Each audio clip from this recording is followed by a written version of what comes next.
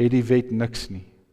Die wat aan Jesus Christus behoort, het hulle sondige natuur met al sy hartstogte en begeertes gekruisig. Ons lewe deur die Gees, laat die Gees dan nou ook ons gedrag bepaal. Ons moenie verwaand wees, mekaar uittart of op mekaar afgunstig wees nie. Ons lees vanmôre so ver saam. Kom ons staan vir die verkondiging van die woord.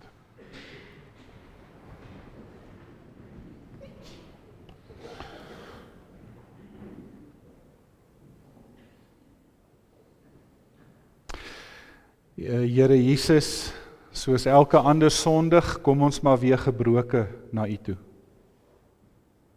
Ons kom staan voor U heilige skrif, wat geïnspireer is deur die Gees, en wat die volmaaktheid van die hemel vir ons gee. Vader, ons skiet ver tekort. Ons mis die mikpunt by myle. En daarom kom bid en vra ons weer vanmôre, Here, dat ons nie hierdie gedeelte uit eie verstand of eie krag sal probeer ontleed nie. Maar dat U vanmôre vir ons sal kom leer, soos 'n leermeester vir sy leerlinge. En dat ons vanmôre met ons ore naby aan U lippe sal leef, dat ons selfs die invluistering sal hoor van die Gees. En dat U vanmôre weer met ons sal kom werk en aan ons sal kom krap. Gee vir ons die nodige insig, maar ook die nodige begrip, o Vader, om te hoor wat U sê en dit dan ook so te gaan lewe. Daarom, Here, is dit nie ons nie, dis U alleen wat vir ons op hierdie pad plaas. En daarom vertrou ons U as die herder van die lewe. Dat ons agter U sal aanloop, dat ons in U ritme sal kom. Lei vir ons en dra vir ons hierdeur in die naam van Jesus Christus, ons Here. Amen.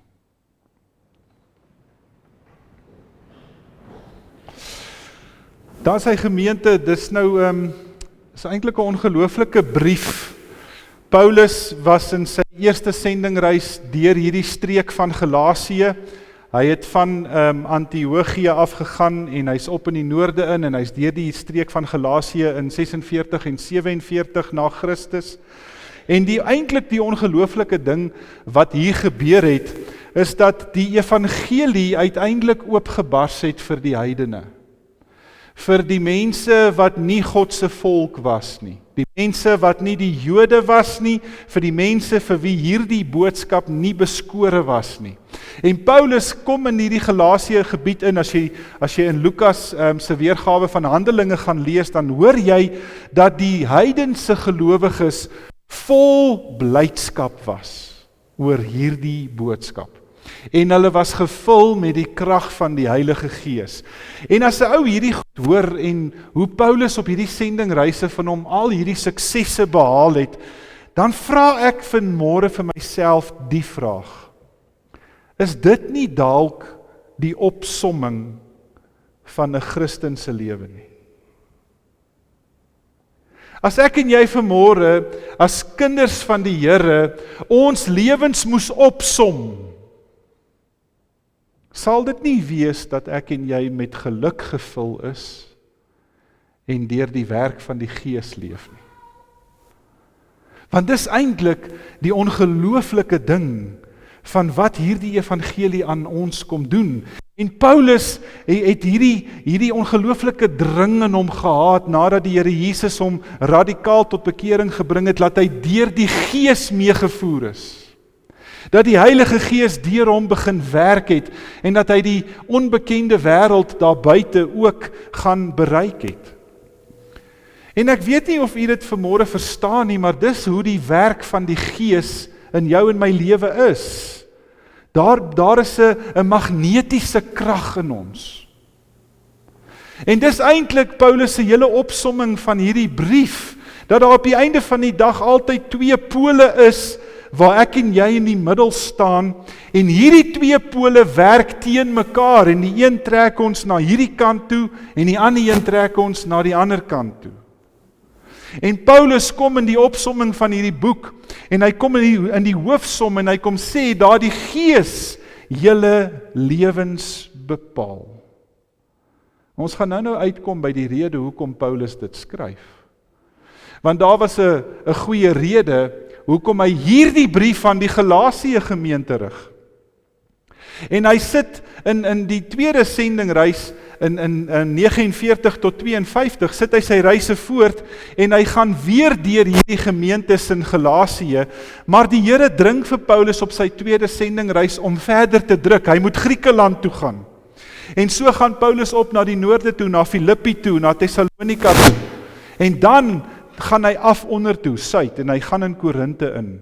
En in 52, toe sy tweede sendingreis eindig, toe sit hy in Korinte vir 'n jaar en 'n half, en hy dink oor die bediening van die laaste klompie jare, en hy het 'n klomp vrae gekry van Timoteus af, van die Thessalonika gemeente. Hulle het 'n klomp vrae gehad oor die wederkoms, en hoe sou dit werk op die einde. Paulus beantwoord dan hierdie vrae vir hulle in daai twee briewe wat hy skryf.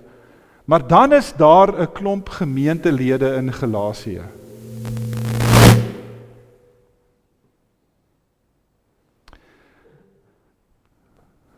Maak hy moeilikheid.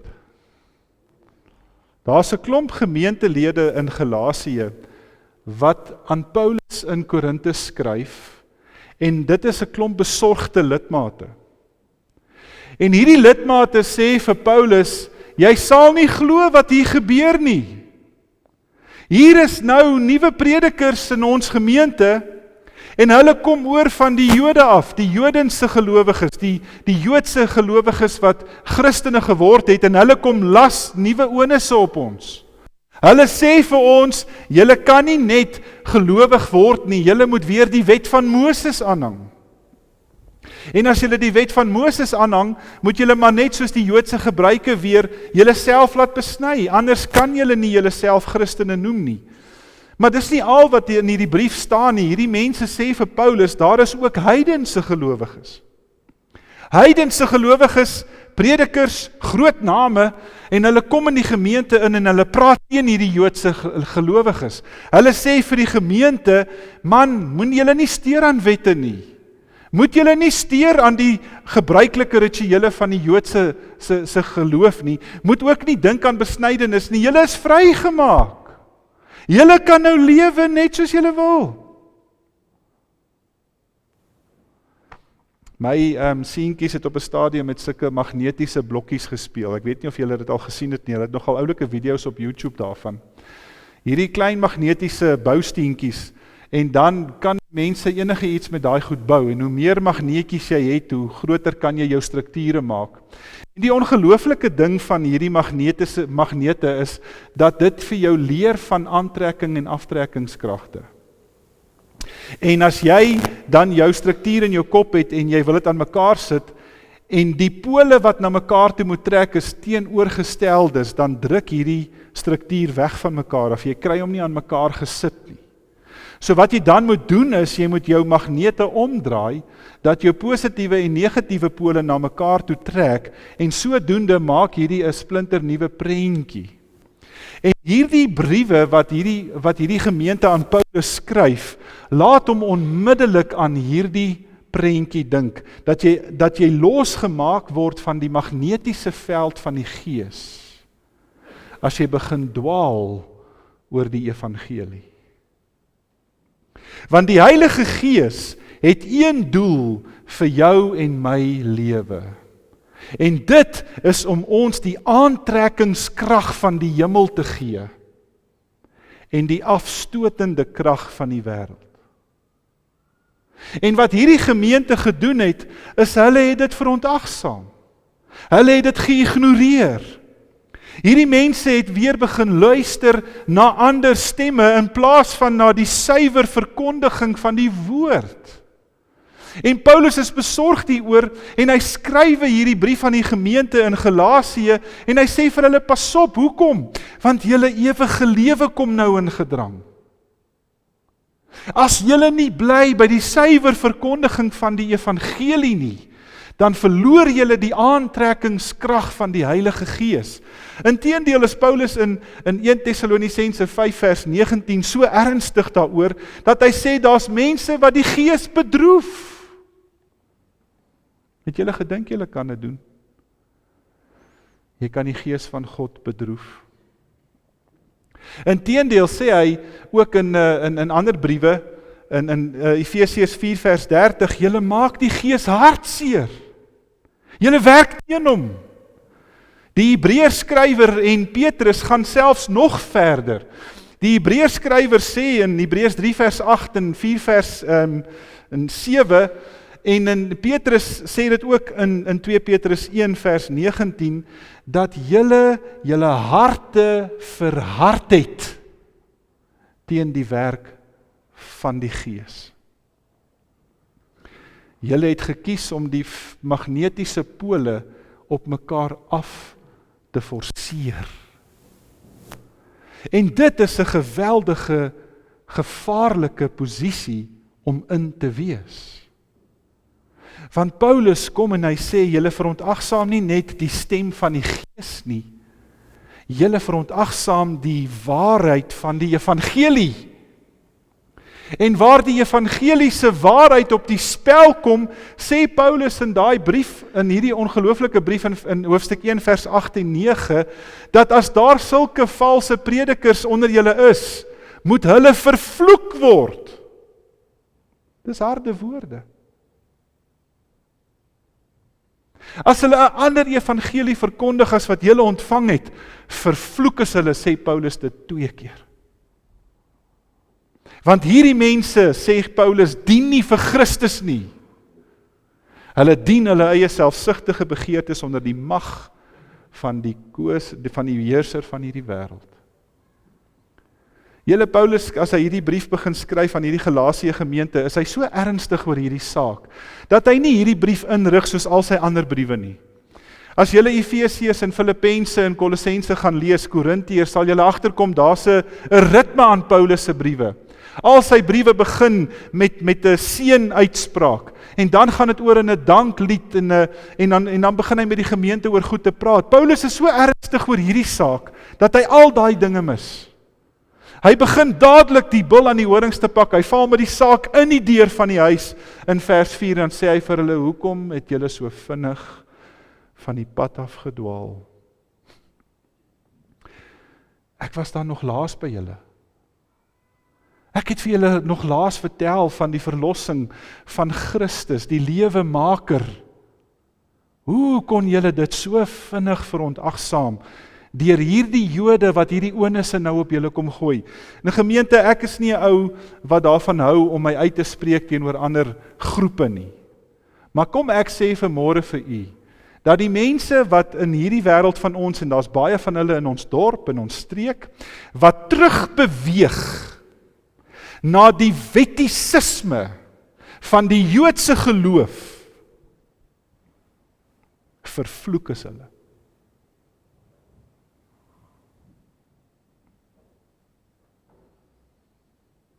Mense wat vir jou allerhande dinge kom sê, jy mag nie dit vier nie, in ons huis eet ons nie dit nie, in my huis sal ons nie Paasfees hou nie, in my huis glo ons nie in Kersfees nie.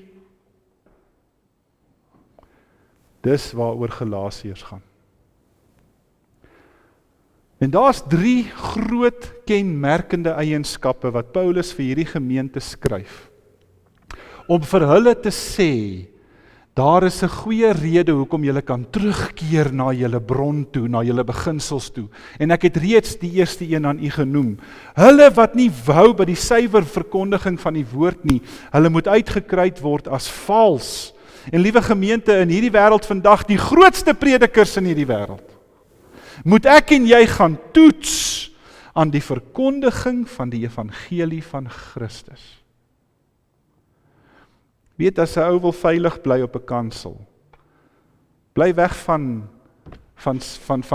praatjies wat skeuring kan maak. As jy as 'n dominee of as julle as gemeente met mense gaan praat oor hierdie goeters in die wêreld, bly weg van hierdie drogredenasies af. Die veiligste plek waar ek en jy kan bly, sê Paulus in 2 Korintiërs 2 vers 1 tot 5. Ek het my voorgeneem om met julle oor niks anders te praat nie, as oor Jesus. En oor hom as die gekruisigde. Jy weet, vir gemeente, as ons net by die bron van ons geloof kan bly, as ek en jy net kan fokus op die verlosser, die saligmaker, die redder, die Immanuel, dan is ons veilig. Maar dis wanneer ons met allerhande drogredenasies kom, en allerhande wettisisme, ons moet weer die Yom Kippur vier, en ons moet weer die Loofhuttefees instel, en ons moet weer vir onsself gaan afsonder vir 10 dae. Gemeente, dan wil ek my hare uit my kop uittrek. Want die tweede rede wat Paulus vir hierdie gemeente gee, om terug te kom na die bron van waarom hulle gered is, sê hy in Galasiërs 2 vers 20, nou is dit nie meer ek wat lewe nie, maar Christus wat deur my lewe. Jy weet gemeente, daar's een moeilikheid as jy en ek wil terugbeweeg na 'n wettiese lewe. Jy gaan al 613 moet nakom. En die skrif sê, as jy nie getrou bly aan elke letter daarvan nie, is jy al skuldig onder die hele wet. Nou vriende, ek weet nie van julle nie, maar ek sien nie eers kans om 2 wette na te kom nie. Stop by 'n stopstraat en pas op vir 'n rooi lig. Wat nou nog te sê van 613? En Paulus kom en hy sê, ouens, verstaan julle nie wat Christus vir julle gedoen het nie. Hy het julle kom vrymaak van die wet. Hy het vir julle die aantrekkingskrag van die hemel gebring, die magnetiese krag, wat deur die Gees kom. En hy kom maak julle vry van hierdie sondige wêreld. Hoekom wil julle julleself weer onder 'n las gaan plaas? Julle verontagsaam die rede hoekom die evangelie bestaan. Julle lewe nie meer nie. As jy nog lewe, probeer die wet onderhou. Maar 'n dooie mens kan nie. Jy's in Christus dood. Hy staan op in jou. Jy lewe nou in hom. Daarom kan ek en jy dit nie self regkry nie. Ons het die Here nodig. En die tweede ding van hierdie punt is dat hy ook eintlik die heidense gelowiges aanspreek deur vir hulle te sê, hoe kan julle net lewe soos wat julle wil? Julle kan nie mos nou vir die gemeente gaan sê, ag, julle kan nou maar net in sonde leef nie. Julle is vrygekooptes deur Christus, die mees verbruikte vers in die Bybel, Filippense 4 vers 13, ek is tot alles in staat, deur Christus wat my krag gee. Wat 'n lekker vers om te misbruik. Ek is tot alles in staat. Sê Paulus vir hierdie gemeente, as Christus deur my lewe, gaan ek vir hierdie wêreld dood, en hierdie wêreld vir my. En dan sê hy vir hierdie gemeente, besef daardie verantwoordelikheid.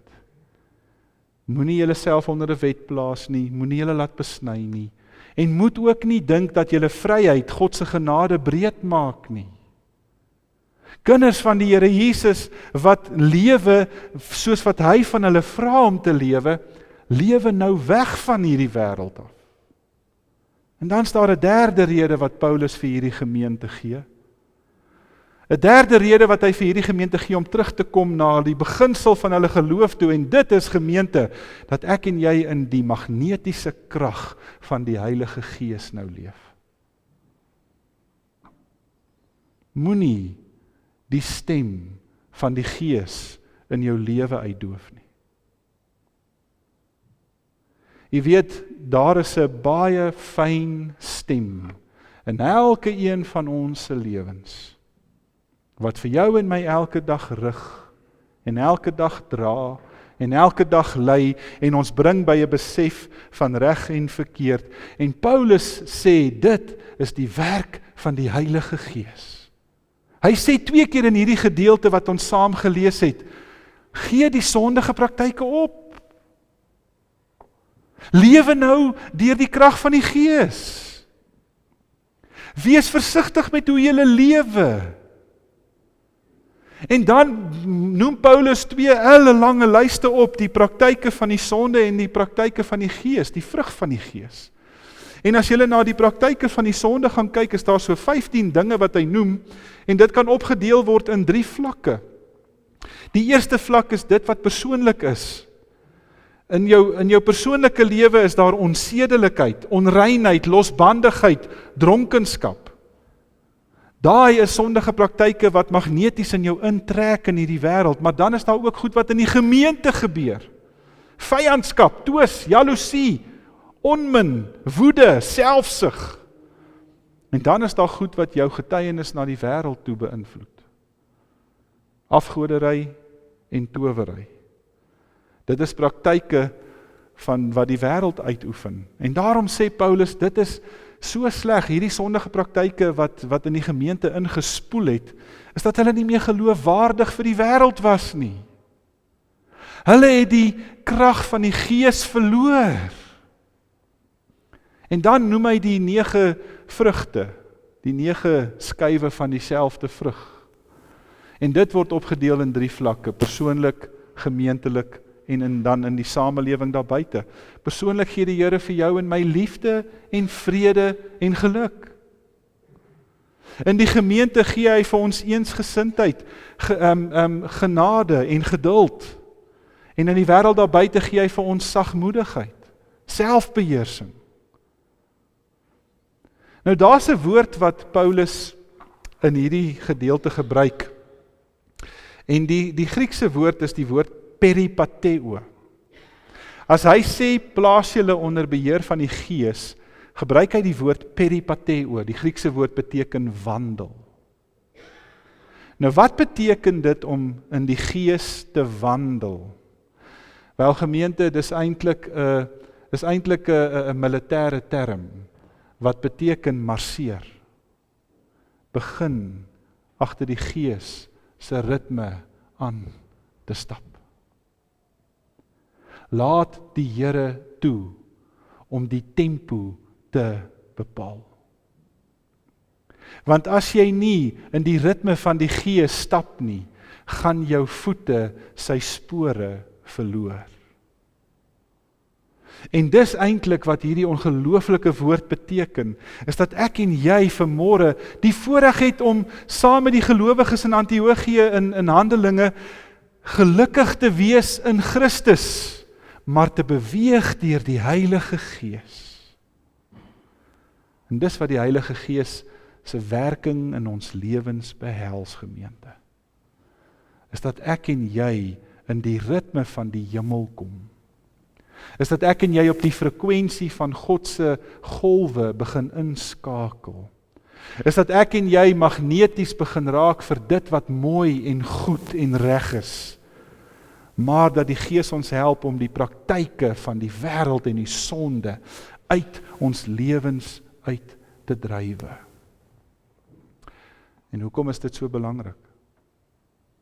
Want hy sê vir hulle, ek het julle al vroeër gewaarsku en ek gaan dit nou weer doen.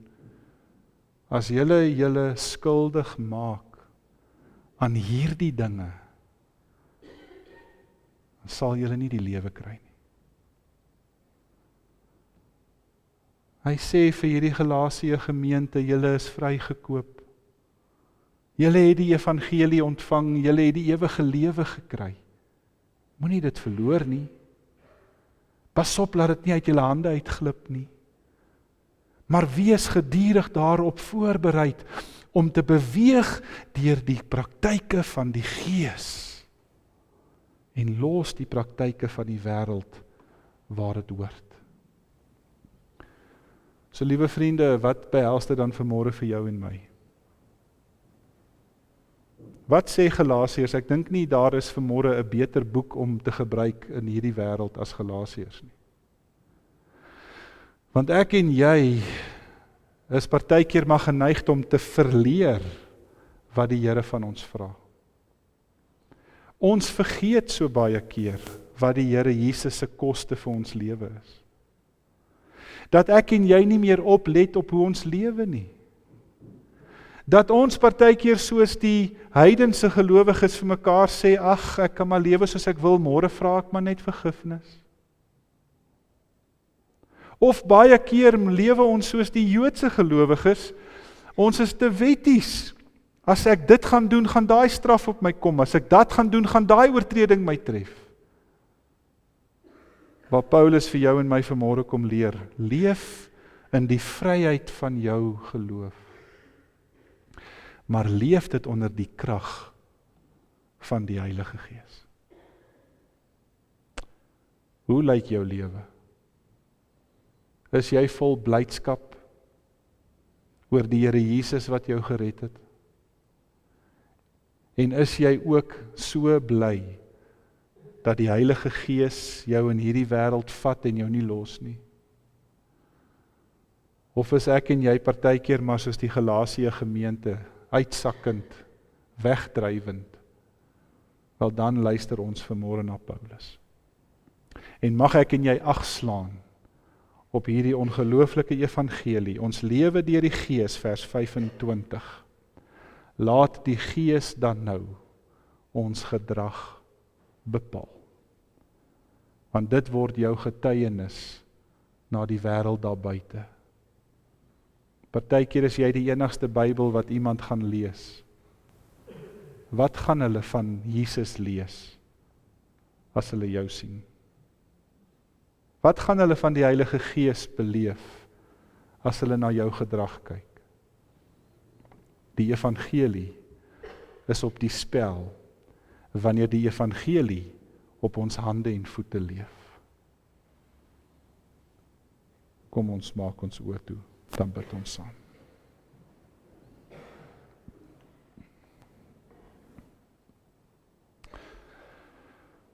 Here Jesus, ons is jammer. So jammer dat ons so baie keer maar weer net ons lewens terugneem in ons eie hande. Nadat U dit in hierdie brief so duidelik stel, julle behoort nie meer aan julleself nie. Julle het gesterwe en nou lewe Christus deur julle. So Vader, vanmôre bring ons onsself weer na U toe. Maar ons kom bid ook vanmôre deur die krag van die Heilige Gees. Here, kom hou ons sensitief vir die aantrekkingskrag van die hemel en help ons om saam met die Gees die krag uit te oefen om die wêreld weg te druk. Sodat ons die ewige lewe sal behaal as prys. Here, ons weet dit's min. Vanoggend so met Henty gepraat en vir mekaar gesê, Vader, ons het nie vandag 'n nuwe dag ontvang nie. Ons het vandag 'n dag minder, want ons weet nie hoeveel dae is daaroor nie. Geef vir ons dan die genade en lei vir ons so deur die Heilige Gees. In Jesus se naam bid ons dit. Amen. U het geleentheid om die Here te dien met u dankoffers.